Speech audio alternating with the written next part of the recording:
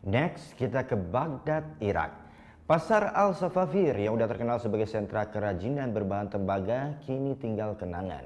Konflik di Irak menjadi faktor utama matinya kerajinan tembaga khas Baghdad yang melegenda itu. Kita lihat informasi selengkapnya.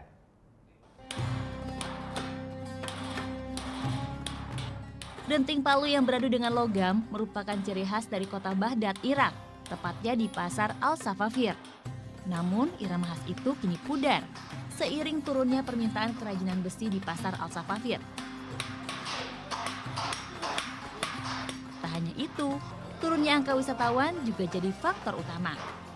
Ada beberapa toko masih menjual perkakas besi tradisional, namun banyak toko yang sudah beralih menjadi dagang kain impor India dan Cina.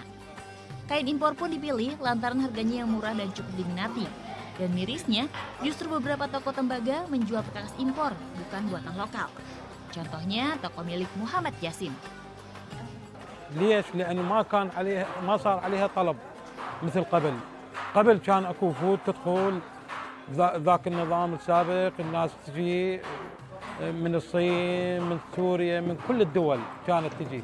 كان شارع حضاري هذا تاريخ العراق كله كان بيه. تحول إلى قماش لأنه خلينا نقول المهنة هاي قلت وبنفس الوقت إقبال إلها صار قليل. Pasar Al-Safafir kini lesu. Seiring menurunnya jumlah wisatawan, jumlah permintaan juga pandai besi yang semakin berkurang. Selama lebih dari 15 tahun, pasar ini kehilangan pengunjung karena konflik di Irak. Krisis ekonomi, infrastruktur yang hancur, industri pariwisata menurun, memaksa para pengrajin tembaga beralih profesi dan menjual toko mereka kepada pedagang kain impor. Salah satunya Hasan Naim.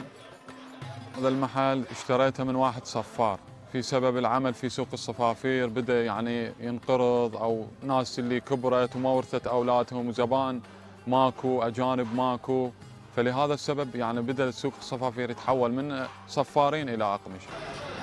Sementara pengrajin tembaga yang tersisa mereka merasa tidak ada dukungan dari pemerintah.